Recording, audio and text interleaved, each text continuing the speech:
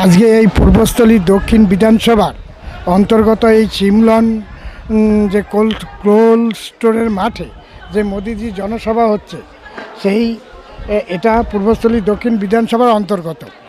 তা এই পূর্বস্থলী দক্ষিণ বিধানসভার যারা মূল ভোটার, অধিকাংশ ভোটারই হচ্ছে তাঁত শিল্পী।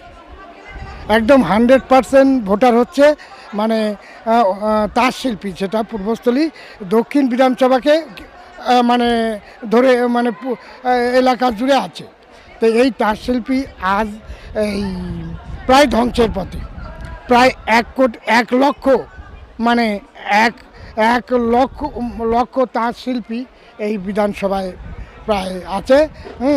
এবং যাদের ভোটে এখানে যেই এমএলএ হোক যেদিকে যাবে সেই দিকেই লিড হয়। তাই এই তাঁত শিল্পীরা যাতে আগামী দিনে তাদের বেঁচে থাকার একটা আলো দেখতে পায়, এটা হচ্ছে বাংলার ঐতিহ্যবাহী তাঁত শিল্প। এবং এই তাঁত শিল্পীরা বর্তমানে এখন পরিযায়ী শ্রমিক, মানে বিভিন্ন দেশে তাতে হস্ততালিত তাতে ছেড়ে দিয়ে তারা বিভিন্ন দেশে এখন পরিযায়ী শ্রমিক হিসাবে কাজ করছে, যাতে আমাদের ঘরের ছেলেরা আবার যেইভাবে তাঁত শিল্পীরা যে পরিশ্রমটা পাওয়া উচিত সেটা পান না। পারিশ্রমিক তো দূরের কথা, শিল্পটাই নেই, এখন ধ্বংস হয়ে গেছে শিল্পটা। মানে শিল্প কাপড় আর অধিকাংশ আর তৈরি হচ্ছে না। একটা তাঁতি পাড়ায় তাঁতের শব্দে আপনার কানে তালা লেগে যাবে, এখন কোনো তাঁতের আওয়াজই নেই বললে চলে। মানে তাঁতের প্রোডাক্টের কোনো মূল্য নেই, তাঁত প্রায় ধ্বংস। যাতে এই তাঁত শিল্পটা বেঁচে থাকে, ঐতিহ্যবাহী এই তাঁত শিল্প বহুদিন ধরে চলে আসছে, সেটাকে যেন আমাদের মানে আমরা কেন্দ্রীয় সরকারের দৃষ্টি আকর্ষণ করছি। আর দ্বিতীয়ত কি, এই এলাকায় যে মিটিং হচ্ছে, এই এলাকায় অধিকাংশ মানুষ হচ্ছে কৃষিজীবী, কৃষক। কৃষিজীবী এই এলাকার অধিকাংশ 100% লোক হচ্ছে কৃষিজীবী।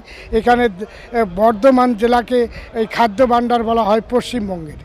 এই বর্ধমান জেলা হচ্ছে না সেই মূল্যায়নে আমরা ধানের দাম পাই না, এই এলাকার চাষিরা ধানের দাম পায় না। আলু এখন 200 টাকা বস্তা বিক্রি হচ্ছে, 50 কেজি আলু 200 টাকা বিক্রি হচ্ছে। এই 50 কেজি আলু চাষ করতে চাষির 400 টাকা খরচ, সে 200 টাকা ভর্তুকিতে আলু বিক্রি করছে চাষি। এর জন্য চাষির সর্বনাশ হয়ে গেছে, চাষিদের মাথায় বাড়ি দাদা। কাজেই সরকার যাতে এই চাষিদের প্রতি, এই শিল্পের প্রতি এই কেন্দ্রীয় সরকার নজর দেয়, সেটা আমার কথা, এইটা আমার আবেদন। আর জানেন তো, এই আমাদের দেশের ভবিষ্যৎ হচ্ছে কৃষি আর শিল্প, কৃষির পরেই শিল্প।